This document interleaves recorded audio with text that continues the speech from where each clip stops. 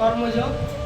সকলের শ্লোকটা বলো। প্রকৃতে ক্রিয়ামানানি প্রকৃতে ক্রিয়ামানানি গুণৈ কর্মাণি সর্বস্ব গুণৈ কর্মাণি সর্বস্ব অহংকার বিমূঢ়াত্মা অহংকার বিমূঢ়াত্মা কর্তা অহম ইতি মন্যতে। অহং ইতি মন্যতে। প্রকৃতে ক্রিয়ামানানি প্রকৃতে ক্রিয়ামানানি গুণৈ কর্মাণি সর্বস্ব গুণৈ কর্মাণি সর্বস্ব অহংকার বিমূঢ়াত্মা অহংকার বিমূঢ়াত্মা কর্তাহম ইতি মন্যতে। কর্তাহং ইতি মন্যতে। অনুবাদ শিল প্রভুপাদ করছে। জয় শিল প্রভুপাদ কি জয়। অহংকারে মহাচ্ছন্ন জীব জড় প্রকৃতির ত্রিগুণের দ্বারা ক্রিয়ামান সমস্ত কার্যকে সে কার্য বলে মনে করে। আমি কর্তা এইরকম অভিমান করে। সকলে বলুন। অহংকারে অহংকারে মহাচ্ছন্ন জীব মহাচ্ছন্ন জীব জড় প্রকৃতির জড়প্রকৃতির ত্রিগুণের দ্বারা ত্রিগুণের দ্বারা ক্রিয়ামান ক্রিয়মান সমস্ত কার্যকে সমস্ত কার্যকে সে কার্য বলে সে কার্য বলে মনে করে। মনে করে। আমি কর্তা আমি কর্তা। এইরকম অভিমান করে। তার মানে আমরা কি বুঝতে পারছি? প্রকৃতিতে ক্রিয়মানানি যারা এই অহংকারে মহাচ্ছন্ন জীব, তারা এই প্রকৃতির সমস্ত কার্যকে ভালো কাজ বলে মনে করে। প্রকৃতিতে যা কিছু মহাচ্ছন্ন জীবরা কি করে, প্রকৃতির ক্রিয়মান সমস্ত কার্যকে সেও বলে মনে করে। সে নিজে করছে এরকম ভাবে এবং অহংকারে তিনি আমি কর্তা বলে মনে করেন। সেটা এখানে বোঝা যায়। তাই ছিল প্রভুপাদ কর্তৃক তাৎপর্য। জয় ছিল প্রভুপাদ কি জয়। কৃষ্ণ ভাবনায় ভক্ত ও দেহাত্ম বুদ্ধি বিষয়ী এদের দুজনেই কর্মকে আপাতত দৃষ্টিতে একই সমপর্যায়ভুক্ত বলে মনে হতে পারে। যারা ভক্ত তারাও কাজ করে এবং যারা জড়জাগতিক তারাও কাজ করে। দুটো কাজই একই বলে মনে হয়। কারণ আপনিও খাচ্ছেন, সেও খাচ্ছে। আপনিও কাজ করছেন, জড়জগতের লোকও কাজ করছে। ঠিক না? তো দুটো কাজই একই বলে মনে হতে পারে। দেখে আপাতত দৃষ্টিতে সব একই বলে মনে হতে পারে। কিন্তু এখানে প্রভুপাদ কি বলছেন? কিন্তু তাদের মধ্যে এক অসীম ব্যবধান রয়েছে। যে দেহাত্ম বুদ্ধি সম্পন্ন সে অহংকারের মত্ত হয়ে নিজেকে সবকিছু কর্তা বলে মনে করে। আর সে জানে না যে তার দেহের মাধ্যমে যে সমস্ত কর্ম সাধিত হচ্ছে তা সবই হচ্ছে প্রকৃতির পরিচালনা এবং এই প্রকৃতির পরিচালনা হচ্ছে ভগবানের নির্দেশ অনুসারে। জড় প্রকৃতির মানুষ বুঝতে পারে না যে সে সর্বতভাবে ভগবানের নিয়ন্ত্রণাধীন। অহংকারের প্রভাবে বিমূঢ় আত্মা সে নিজেকে কর্তা বলে মনে করে। মনে ভাবে সে স্বাধীনভাবে কর্ম করে চলে, তাই সমস্ত কৃতিত্ব সে নিজেই গ্রহণ করে। এটি হচ্ছে অজ্ঞানতার লক্ষণ। সে জানে না যে এই স্থূল ও সূক্ষ্ম দেহটি পরম পুরুষোত্তম ভগবানের নির্দেশে জড় প্রকৃতির সৃষ্টি হয় এবং সেই জন্য কৃষ্ণ ভাবনা অধিষ্ঠিত হয়ে থাকে। দৈহিক ও মানসিক সমস্ত কাজই কৃষ্ণ সেবায় নিয়োজিত করতে হবে। দেহাত্ম বুদ্ধি সম্পন্ন মানুষ ভুলে যায় যে ভগবান হচ্ছেন ঋষিকেশ, অর্থাৎ তিনি হচ্ছেন সমস্ত ইন্দ্রিয়ের নিয়ন্তা। বহুকাল ধরে তারা ইন্দ্রগুলিকে অপব্যবহারের মাধ্যমে ইন্দ্র সুখ ভোগ করার ফলে মানুষ বাস্তবিক পক্ষে অহংকারের দ্বারা বিমোহিত হয়ে পড়েছে এবং তার ফলে সে ভগবান শ্রীকৃষ্ণের সঙ্গে তার মৃত্যু সম্পর্ককে ভুলে গেছে। এখানে প্রাঞ্জল তাৎপর্য সমাপ্ত। এখানে কি বলতে চাইছে ছিল প্রভুপাদ, যে যারা অহংকারে মহাচ্ছন্ন জীব তারা কি করে সমস্ত কার্যের কৃতিত্ব নিজেকে মনে করে যে আমি করেছি, আমি কর্তা। ঠিক না? কিন্তু ভগবানরা কি মনে করে যে সবকিছু ভগবানই করছে, আমি নিমিত্ত মাত্র। ঠিক না? তারা পরিচয় যখন দেয় কি করে না এই সম্পত্তি সবকিছু ভগবানের।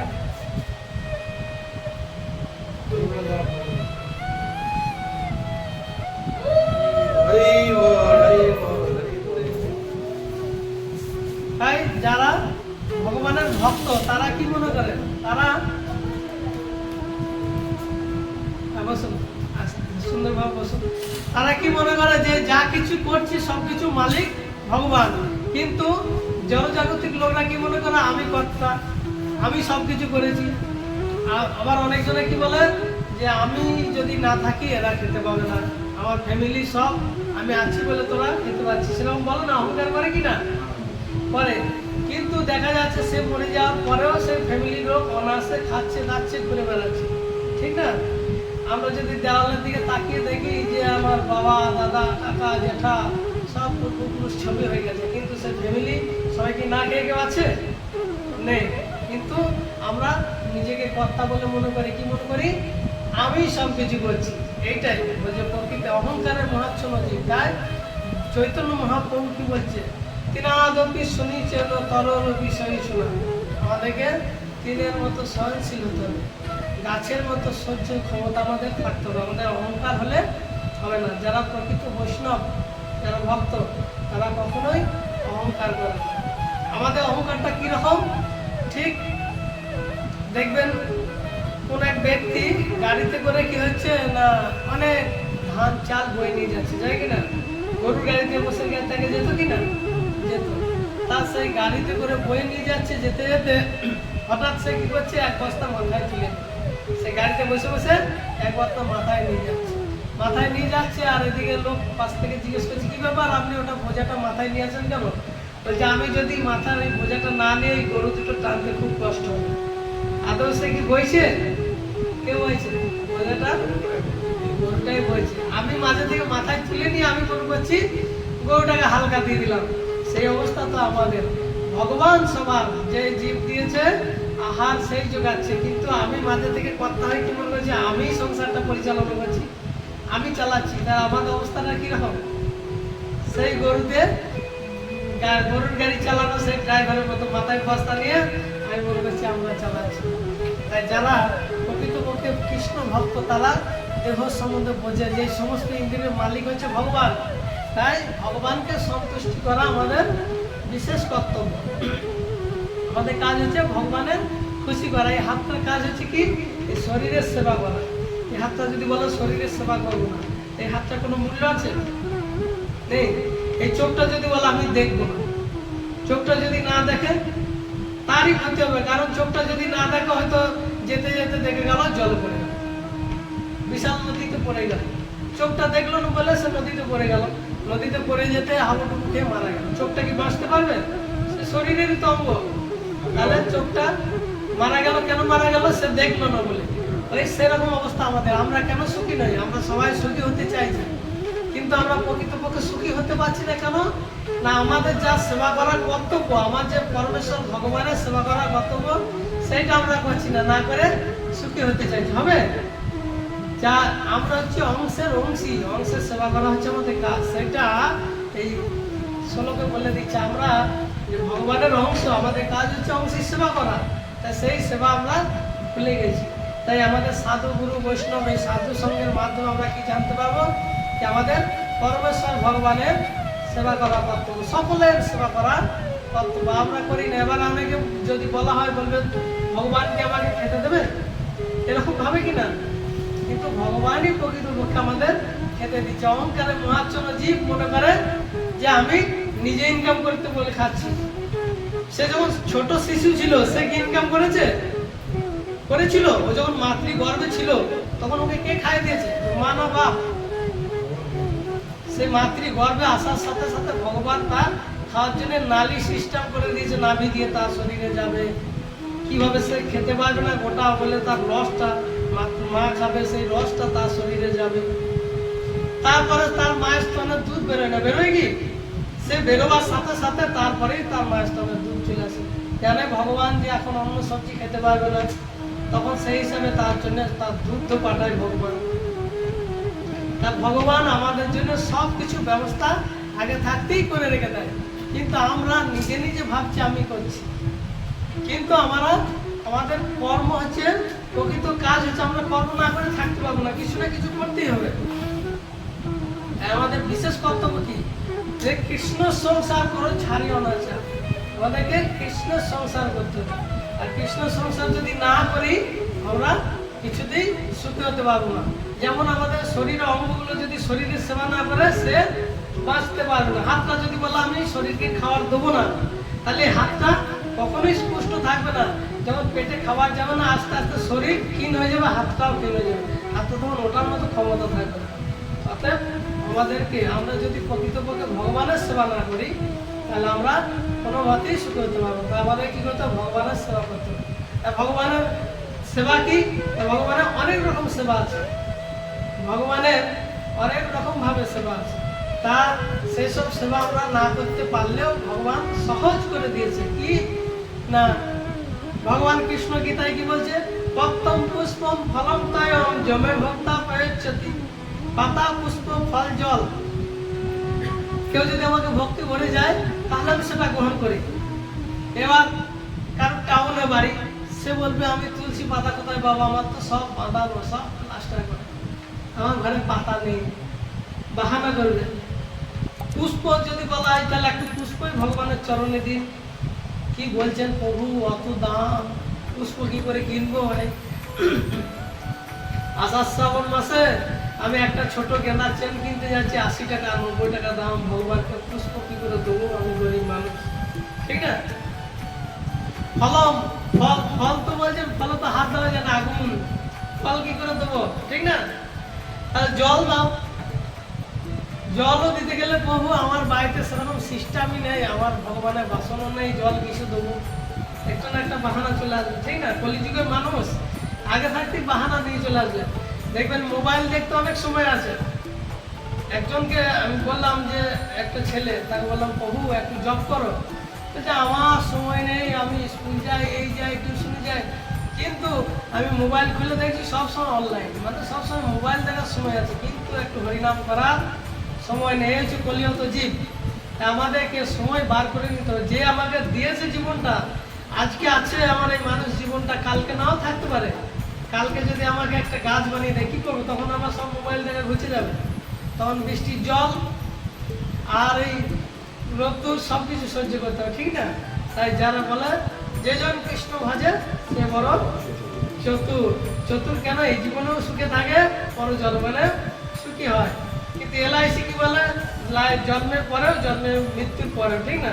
কিন্তু এটা ভুল। মৃত্যুর পরে কে ভোগ করবে ওটা? আপনি ভোগ করতে পারবেন? কিন্তু আমরা সেই LICর পিছনে ছুটি কেন? জমিয়ে রাখি, পরবর্তীকালে এসে খাবে, চপ্পচস্যি করে, তার জন্য নিজের কথাটা ভাবি না। যে বুদ্ধিমান ব্যক্তি সে নিজের কথাটাও ভাবে, অপরের কথাটাও ভাবে। তাই আমাদের কি করতে হবে, কৃষ্ণ ভক্তি করতে হবে। আর কৃষ্ণ ভক্তি না করলে আমরা কোনো মতেই সুখী হতে পারবো না। এক্সাম্পল দেখবেন, পরিশ্রম, বলবে পরিশ্রম না করলে কি আমরা খেতে পাবো? কেউ গাধার মতো পরিশ্রম করছে, এমন মানুষ আছে ভোরবেলায় বেরিয়ে যায়, সন্ধ্যেবেলা ফিরে আসে। গাধার মতো অক্লান্ত পরিশ্রম করার পরে 300 টাকা মজুরি পায়, কেউ 250 টাকা রোজ পায়, কেউ হয়তো 500 টাকা পায়। আর কেউ বেলা 9টার সময় ঘুম থেকে উঠলো, ওঠার পরে 2-4টে ফোন ঘুরিয়ে দিল, বাস কয়েক লাখ টাকা ইনকাম করে দিল। হয় কি না? কি করে হচ্ছে? সে কি পরিশ্রম করছে? সব কর্মের ফল ভগবান যে যেমন কর্ম করেছে তাকে তেমনি ফল দিচ্ছে। কেউ 2-4টে ফোন ঘুরিয়ে দিচ্ছে, কেউ একটু কাগজে সাইন করে দিচ্ছে, কোটি কোটি টাকা ইনকাম করে নিচ্ছে, কিন্তু কেউ সারাদিনেও খেতে পারছে না। এইসব ভগবানের কৃপা ছাড়া হয় না। আমাদেরকে বুঝতে হবে যে কৃষ্ণ ভক্তি করে বের হয়েছে কি, সেই জন্য চৈতন্য মহাপ্রভু কি করে গেলেন, যে পাতা, পুষ্প, ফল, জল তোমরা তো দিতে পারবে না, বাহানা খুঁজবে কলিযুগের মানুষ। তাই সহজ উপায় করে দিয়েছে কি, সকলে বলুন হাত তুলে, হরে কৃষ্ণ হরে কৃষ্ণ কৃষ্ণ কৃষ্ণ হরে হরে হরে রাম হরে রাম রাম রাম হরে হরে। এর থেকে সহজ উপায় আর কিছু হয়? আপনাকে পাতাও দিতে হচ্ছে না, ফুলও দিতে হচ্ছে না, ফলও দিতে হচ্ছে না, জলও দিতে হচ্ছে না, শুধুমাত্র একটু মুখে বলা। এটাই যদি আমরা নাশময় করতে পারি তাহলে আমাদের কি অবস্থা হবে? আমাদের কি অবস্থা হবে জানেন? হ্যাঁ, ভায়তে বিষয় পুংস সংগাস্তে সুপজায়তে সংগাত সংজায়তে কাম কামাত্মধবিজায়তে ক্রোধাৎ ভবতি সম্মোহ সম্মোহ স্মৃতি বিভ্রম স্মৃতি বিভ্রম বুদ্ধিনাশ বুদ্ধিনাশস্তু পুনঃস্তি। বিষয়ের প্রতি ধাবিত হতে হতে আমাদের কাম উৎপন্ন হবে, কামের পর ক্রোধ উৎপন্ন হবে, ক্রোধের পরে লোভ, লোভের পর সম্মোহ, সম্মোহের পর স্মৃতি বিভ্রম হয়ে যায়, তারপর স্মৃতি বিভ্রম মানে বুদ্ধিনাশ, বুদ্ধিনাশের পরে আমরা একদম সর্বনাশ হয়ে যাবো, আমরা একদম পাপের জগতে চলে যাব ধীরে ধীরে। তাহলে আমাদের এই জগৎ এই জীবনটা তো নষ্ট হবেই, পরের কালটাও নষ্ট হবে। তাহলে আমাদেরকে কি করতে হবে? উত্তম মুক্তি পেতে গেলে সকলে, বাচ্চা থেকে শুরু করে আমরা ওই জল্পতে অনেক সময় নষ্ট করি, ঠিক না? তাই আমাদেরকে রুটিন করে নিতে হবে সারাদিনে, যে আমরা যার জন্য এই শরীরটা পেয়েছি একটু সময় আমরা বসে হরিনাম করবো, 2 মালা 4 মালা 6 মালা যার জন্য সমস্ত হরিনাম করবে একটু করে। ধীরে ধীরে আমরা আস্তে আস্তে এগোবো, ভগবানের সেবা কীভাবে করতে হয় আমরা জানার চেষ্টা করবো, এতে আপনাদের কোনো ক্ষতি হবে না। ভগবানকে যদি আপনি ভোগ লাগান আপনার বাড়বে কি, আপনি তো ভগবানকে জিনিসটা দিয়ে ফেরত পাচ্ছেন না তা নয়, কী হবে? জিনিসটা ভগবানকে দেওয়া এবং ভগবানকে নিবেদন করে ওইটাই খাওয়া। অনেক বয়স্ক মানুষরা আছে কি বলে, আমি বাবা 30 বছর ধরে নিরামিষ খাচ্ছি, বলে কি না? নিরামিষ খাওয়াটাই কি সব থেকে শ্রেষ্ঠ? হ্যাঁ, নিরামিষ খেলে হবে? নিরামিষ খেলেও হবে না। নিরামিষ তো একটা ছাগলও খাচ্ছে, একটা গরুতেও নিরামিষ খায়, তাহলে ভগবানকে পেয়ে যাবে? পাবে না। নিরামিষ খেলেই হবে না, নিরামিষ খেলে হবে না, প্রসাদ খেতে হবে। কেন না? ওই যে নিরামিষটা আপনি খাচ্ছেন না, যে গাছপালাটা ভেঙে আনছেন, ওটার মধ্যে প্রাণ আছে, বলছেন না গাছের প্রাণ আছে, আমরা পাচ্ছেন না স্কুলে? গাছের প্রাণ আছে। তারা তো অনেকে বলবে আমরা তো আমিষ খাই, আপনারাও তো নিরামিষ খাচ্ছেন, আমরাও প্রাণী হত্যা করছি। কিন্তু ভগবান কি বলছে? জীবস্ব জীব আহার, একটা জীবের আরেকটা জীব আহার, অর্থাৎ একটা প্রাণী আর একটা প্রাণীকে খেয়ে বেঁচে থাকবে। তাই বলে কি ভগবান ঠিক করে দিয়েছে আমাদের জন্য গাছ, ফল, মূল, শাক, সবজি, দুধ, ঘি, এইগুলো আমাদের জন্য। আমাদের জন্য ওই পশু পাখি এসব হত্যা করতে পারবে না। এবার বলতে পারেন যে গাছপালা হত্যা করা আর একটা পশু হত্যা করা একই সমান অপরাধ নয়। যেমন একটা রাস্তায় যেতে যেতে যদি একটা আপনি কুকুরকে চাপা দিয়ে দেন গাড়িতে, আপনাকে কি জেলে ভরবে? আপনার নামে কেস হবে? হবে না। কিন্তু একটা মানুষকে যদি একটা ছোট থেকে ছোট সাইজের বাচ্চা শিশুকে চাপা দিবেন, আপনার কেস হয়ে যাবে, কারণ ওটা মানুষ। অতএব যাদের চেতনা যত বেশি তাদের হত্যা করলে তত বেশি পাপ, কারণ এই জগতে সব থেকে চেতনা বেশি মানুষের, অতএব মানুষকে হত্যা করলে বেশি পাপ। তারপরে চলে আসছে আমাদের স্টেপটি, গরু বাছুর, এদের বেশি চেতনা, এদেরকে হত্যা করলে বেশি পাপ। তার তুলনায় আপনি মশা বা মাছি, কীট পতঙ্গ, এদের চেতনা একদম তার থেকে সীমিত, আরও কম পাপ। পোকামাকড় আর তার থেকে কম পাবে গাছপালা, উদ্ভিদ, তাহলে এদেরকে হত্যা করলে সীমিত পাপ। আর সেই পাপটা কি করে নষ্ট হবে না? ভগবান বলছে প্রথম পুষ্পম ফলম, তুমি পাতা পুষ্প ফল জল আমাকে দাও, দিয়ে তোমরা খাও। তাহলে ওখানে কি হচ্ছে? প্রসাদ হয়ে গেল, তাহলে পাপ থাকলো না। তাহলে আমাদের কি করতে হবে? প্রসাদ খেতে হবে, সব কিছু ভগবানকে নিবেদন করে খেতে হবে। এইটা হচ্ছে প্রেম। আমাদের অন্তিম লক্ষ্য কি? কৃষ্ণ প্রেম লাভ করা। তা কৃষ্ণ প্রেম আমরা কি করে পাবো? কৃষ্ণকে ফাঁকি দিয়ে প্রেম পাওয়া যায়?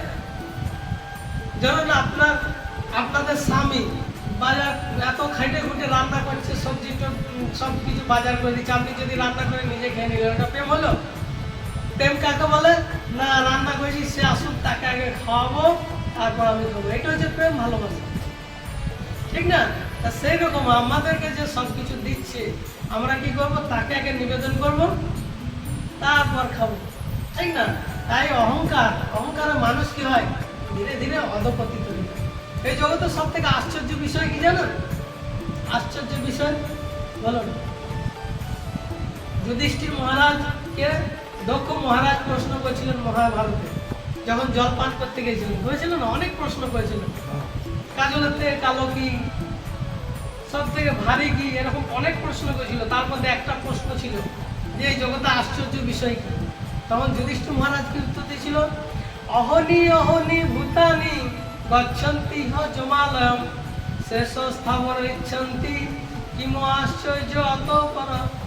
লক্ষ লক্ষ মানুষ জমালয়ের দিকে ধাবিত হচ্ছে, দেখছে লোক, কিন্তু অবশিষ্ট যারা বেঁচে আছে তারা ভাবছে আমি কি করে সুখে থাকবো। আমরা দেখতে পাচ্ছি আমার দাদু চলে গেল, আমার জেঠা চলে গেল, আমার বাপ চলে গেল, এরপর আমার লাইন আসছে, তবুও আমি সেই বুড়ো হয়ে যাওয়ার পরে আমি কিভাবে সুখে থাকবো। প্রকৃত সুখ আমরা জানি না।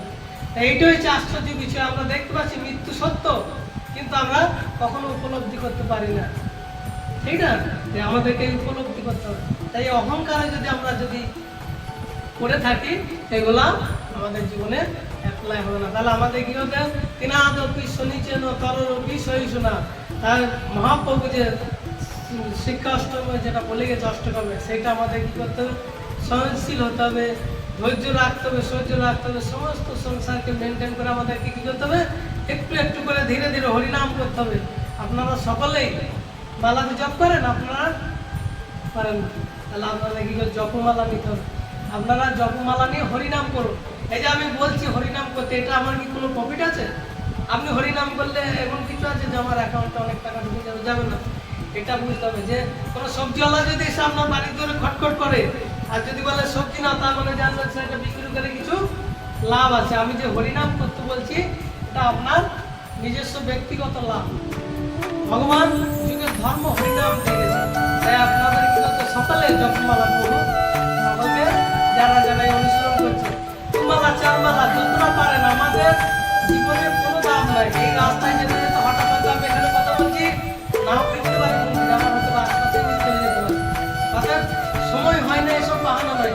বাচ্চা থেকে শুরু করে সবাইকে অভ্যাস করাবে, তাহলে কি হবে, সংসারে একটা উন্নত হবে। একটা বাচ্চাকে আপনি যখন হরিনাম করাবেন, এটার কথা শেখাবেন, মাতা পিতাকে প্রণাম করা শেখাবেন, তখন সে সন্তান কি হবে, একজন প্রকৃত সন্তান হয়ে উঠবে। সে কি করবে, বাবা মাকে সম্মান দেবে। আর নইলে কি হবে, বাপ এদিকে আসবে আর ওদিকে ও চলে যাবে বাড়ির মধ্যে, কোনো সম্মান দেবে না, কোনো সংসার সুখে হবে না। আমাদের প্রকৃত সুখের সংসার করতে গেলে কি হবে, স্কুল শেখাচ্ছে সুখের সংসার।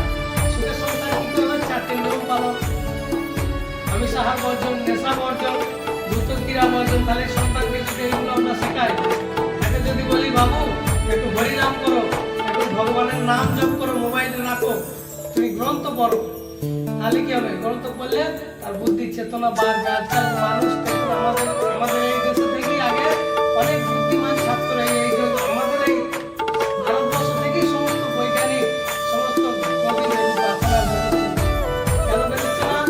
এইসব মোবাইলে আমরা ভুলে গেছি, আমাদের কালচারটা ভুলে গেছি, সেই জন্য আমাদের এই অবস্থা। তা আমাদের কি করতে, আমাদের এই কালচার ভোলার জন্য আমাদেরকে ভগবদ গীতা, ভগবান যে যথাযথ গীতা দিয়েছে সকলকে অধ্যয়ন করতে হবে। এরকম নয় যে পড়বো এলে একটু বসলাম, টাইম পাস করলাম, চলে গেলাম, সেরকম নয়। আমাদের প্রকৃত উদ্দেশ্যটা শিখতে হবে। আর যদি না শিখি তাহলে ঠিক না। সকলে আমরা চেষ্টা করবো কি, দুমালা চারমালা ছমালা আটমালা যে যেমন পারেন ধীরে ধীরে জব এগোতে হবে। আপনাদেরকে সকলকেই জব করতে হবে। এই যে আপনারা তুলসী মালা পড়তে হবে, ধীরে ধীরে নিরামিষ খাবেন, আস্তে আস্তে।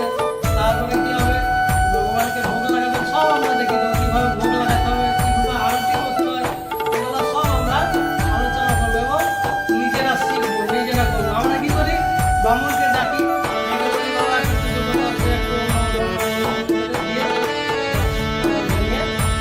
এরকম নয়।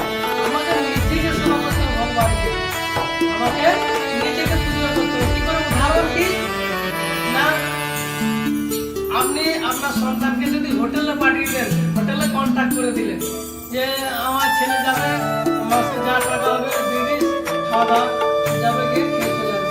তো যাবে, খেয়ে আসবে, ঠিক আছে, কি সঠিক খাবারটা দেবে? ওরা যেটা বাসি সেটাও দিয়ে দিতে পারে।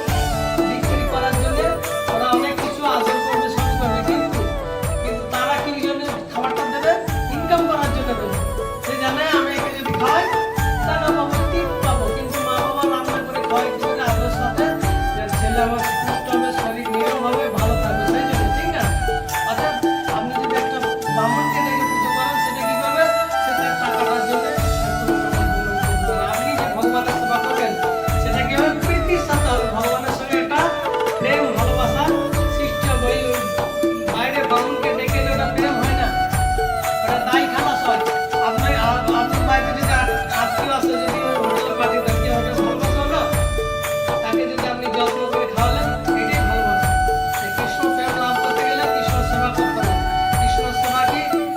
ভালো আবার একবার বলুন সকলে হরে কৃষ্ণ হরে কৃষ্ণ হরে কৃষ্ণ হরে কৃষ্ণ কৃষ্ণ কৃষ্ণ কৃষ্ণ কৃষ্ণ হরে হরে হরে হরে হরে রাম হরে রাম হরে রাম হরে রাম রাম রাম রাম রাম হরে হরে হরে আর সকলে হরিনাম জপ করবেন তো হ্যাঁ? সকলে করুন আশা করি সকলের মঙ্গল হবে আপনারা এক মাস করুন দেখুন যে জীবনে কি ভালো হয় না খারাপ হয় যদি খারাপ লাগে তখন করবেন না ট্রাই করতে তো ক্ষতি নাই সাহায্য করতে অনেক কিছু করলেন আপনারা কি করবেন সকলেই বেশি মালার দাম নয় একটা মালা কিনলে তো পুরো সেটটা কিনলেও 50-60 টাকা দাম নিয়ে এমনি তো অনেক টাকা অনেক দিকে চলে যায় আর সেই মালাটা আমরা 5 বছর 6 বছর 7 বছর জব করবেন কিচ্ছু হবে কন্টিনিউ জব 10 বছর জব করবেন এই জব করতে করতে আস্তে আস্তে ধীরে ধীরে আমাদেরকে কি হবে কৃষ্ণ ভক্তি শিখতে হবে নাম হচ্ছে মানে কি যে নদিয়া গোবিন্দ নিত্যানন্দ মহাজন তাকে নাম হচ্ছে জীবের কারণ জীবের উদ্ধারের জন্য এটা করছে তা আমরা যদি শুধু আসি আর শুনি আর চলে যায় তাহলে কোনো লাভ হবে না। বুঝতে পারছেন এই এতে কোনো লাভ হবে না আমাদেরকে কি হবে নিজেকে করতে হবে ভগবানের সাথে প্র্যাকটিক্যাল আমরা আসবো এসে দু এক মালা করে জপ করবো আমি গীতা পাঠ করবো ভগবান কি বলেছে গীতা মানে শুধু শাস্ত্রগ্রন্থ নয় গীতা মানে কি শাস্ত্র তো আছেই তার সাথে সাথে প্র্যাকটিক্যাল আমি দুঃখ পেলে কি করে চলবো সুখের সময় কিভাবে থাকা উচিত কার সঙ্গে কি ব্যবহার করা উচিত সব এখানে দেওয়া আছে। যেমন একটা আপনি মোবাইল বা টিভি কিনেন একটা ম্যানুয়াল বুক থাকে কিনা সেটা চালাবার জন্য যে আমাদের জীবনের ম্যানুয়াল বুক হচ্ছে গীতা ভগবত গীতা করলে আমাদের কিভাবে চলনীয় সেটা আমরা জানতে পারবো। আমরা তো সব ভুল ভাল চলি ওই জন্য জীবনে শুধু এই খাওয়ার বেঁচে থাকাই হয় বলতে পারেন আমি খুব সুখে আছি এখন সুখে আছি কেউ সুখে নাই কেউ সুখে আছি এই জগৎটা তো সুখেরই নেই ভগবান লিখে দিয়েছে দুঃখালয়ম অশাশ্বতম এই জগৎটা হচ্ছে দুঃখের আলয় এখানে সুখ পাওয়ার কিছু ব্যবস্থা নেই আমি জোর করে বলতে পারি আমি সুখে আছি হয়তো ভাববেন যে আমার টাকা নেই আমি সুখে নেই যার টাকা আছে সুখে আছে আপনি জানতো মুখ্যমন্ত্রী কোটি কোটি টাকার মালিক জানতো সুখে আছে কিনা দেখুন তো সুখে আছে কেউ সুখে নেই এই প্রকৃত সুখ পেতে গেলে আমাদেরকে ভগবান